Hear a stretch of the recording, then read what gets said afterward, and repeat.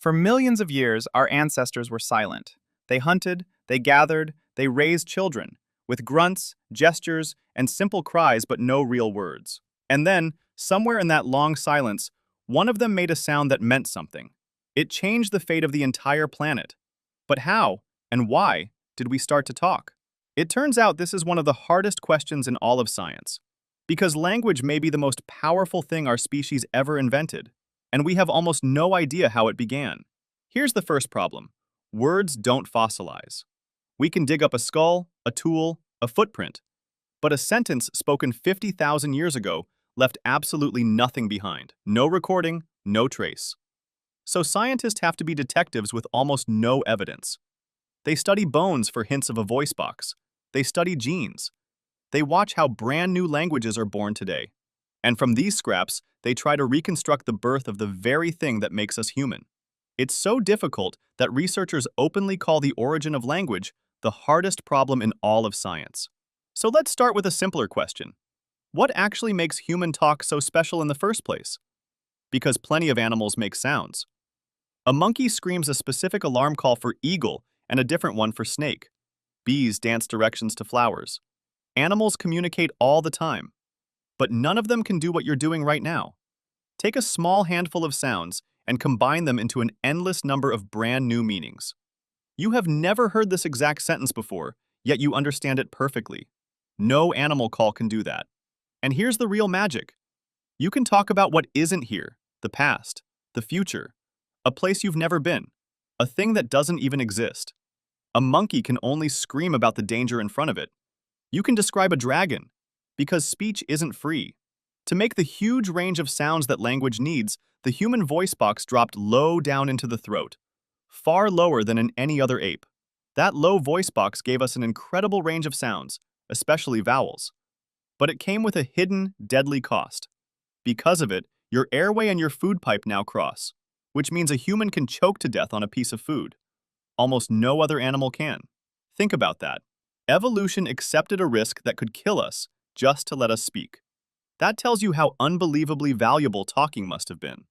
Though, to be fair, some scientists argue the throat didn't change for speech at all, and that the real revolution happened in the brain. So when did we start talking? This is where scientists really disagree.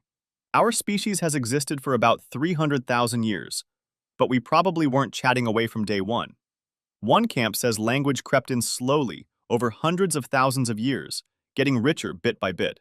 The other camp says it exploded, a sudden, great leap maybe 50,000 years ago, right when art, jewelry, and complex tools all burst onto the scene at once. There's even a gene in the mix, FOXP2, nicknamed the speech gene. But be careful here, because this is where the myths start. FOXP2 is not a magic switch. It's one small piece of a huge puzzle. And we now know the Neanderthals carried the very same version. So it can't be the whole story. So why did we start talking at all? The first big theory is my favorite, because it's a little bit rude. It says language began as gossip. Here's the logic. Apes keep their friendships alive by grooming each other's fur, picking through it for hours. It's how they say, "We're okay, I've got you." But you can only groom one friend at a time. And as human groups grew bigger and bigger, there simply weren't enough hours in the day to groom everyone. So we found a shortcut. Talking. Vocal grooming. With words, you can bond with several people at once. And better yet, you can share the one thing grooming never could. Information. Who's trustworthy, who cheated, who to avoid. Gossip, quite literally, may have glued our societies together. The second theory says we didn't start with our mouths at all. We started with our hands. Think about it. Even now, you wave your hands around when you talk, without even noticing. Maybe gesture came first, and speech slowly took over later, once we needed our hands free for tools, or needed to communicate in the dark. And underneath it all sits the deepest theory of them all: cooperation. Humans are obsessed with working together. We point, we share attention, we teach.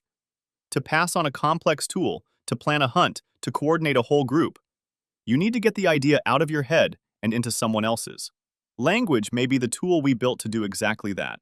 Because whatever the reason we started, once we could truly talk, it handed us the single most powerful ability any species has ever had. We could pool our minds. Before language, when a person died, Everything they'd learned died with them. But with words, knowledge could be passed on. One person's discovery could be taught, remembered, and built upon by the next generation, and the next, and the next. Language turned a scattered bunch of clever apes into a single, growing supermind, stretched across time. Every discovery stacking on the last. It's why we have science, history, myth, civilization. It's why you're watching this exact video right now. So think about what that first word really was. Not just a noise. It was the moment one mind reached out and touched another. The moment knowledge stopped dying and started growing. Every word you've ever spoken, every story ever told, every idea ever shared, all of it traces back to one silent ancestor who opened their mouth and made a sound that meant something. We're not the strongest animal. We're not the fastest.